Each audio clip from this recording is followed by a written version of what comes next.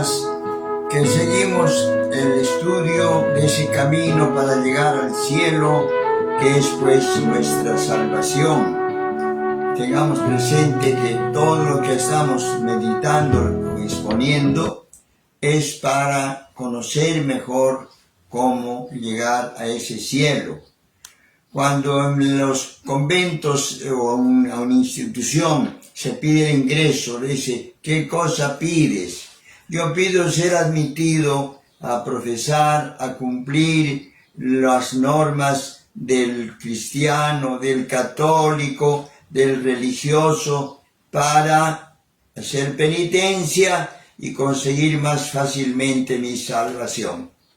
Ese es el objetivo fundamental y final de todo esto.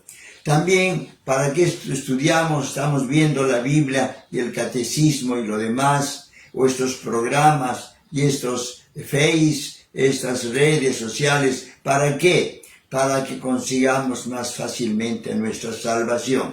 Esta es tal vez la motivación. Luego vemos que para esto hemos visto la Biblia y el panorama de la Biblia ya total. También hemos visto el panorama del catecismo. Y en el catecismo hemos dicho que hay 4 partes. La primera es lo que hay que creer, que está, y yo creo en Dios Padre y todo lo demás del credo. La segunda parte, los sacramentos, es decir, cómo Dios llega a mí, y por lo tanto tenemos los 7 sacramentos. La tercera parte ya es la vida en Cristo, cómo yo me comunico o vivo con Cristo. Y en el catecismo efectivamente se pone la vida en Cristo, primero la vocación del hombre, la vida en el espíritu. El hombre necesariamente quiere ser espiritual, quiere llegar a Dios, buscar a Dios espiritualmente, necesariamente. Pero no siempre lo logra y necesita una orientación, como un turista que necesita siempre un cicerone, un guía de turistas para que lo oriente y le haga conocer. Entonces, así también en la vida religiosa, en la vida espiritual, es necesario una guía, el catecismo, que es la guía, y también la persona que nos oriente, que sería el sacerdote. En este tema tenemos en el catecismo hay la tercera parte, que es la vida en Cristo. Y la vida en Cristo viene la vocación del hombre hacia el espíritu y como persona individualmente, pero también como sociedad, la persona en la sociedad. O sea, hay 2 aspectos. Como persona, yo respondo, pero como sociedad respondo también, pero como parte de ese grupo, de la sociedad. Entonces, está esto en la tercera parte del catecismo. Y finalmente hay un tercer momento, los mandamientos. ¿Qué me pide Dios? Son entonces 3 temas que consideramos: la dignidad de la persona humana, y la responsabilidad que cada persona tiene como persona, luego la persona como sociedad, y finalmente las normas que Dios nos da, la tercera parte. Y la cuarta parte, decíamos, es la oración. Eso ya lo hemos visto, lo veremos más detalladamente. ¿Qué vemos aquí en la vocación del hombre, la vida en el espíritu? En el primer capítulo, la dignidad de la persona humana. Entonces la persona humana, decimos, tiene lo que llamamos la conciencia moral. ¿Qué es la conciencia moral? Vemos conciencia moral en síntesis, es la conciencia es el núcleo más secreto y el sagrario del hombre, en el que está solo con Dios, cuya voz resuena en lo más íntimo de ella. Si la conciencia, cada uno sabe delante de Dios. Esto lo notamos mucho cuando estamos o en la cárcel, que estamos ahí aislados y nos encontramos con Dios, con la patria, o estamos enfermos, o estamos ya por morir, angustiados, ahí nos encontramos con Dios, es decir, cara a cara, y ahí entonces Dios nos examina, es la conciencia. La conciencia es un juicio de la razón por el que la persona humana reconoce la calidad moral de un acto concreto. Yo me doy cuenta de que esto es bueno o es malo, entonces me doy cuenta. Entonces es conciencia moral.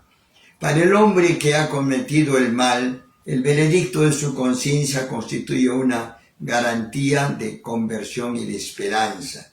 El hombre que ha cometido el mal dice, mira, te has equivocado. La conciencia te dice, has equivocado, te has equivocado.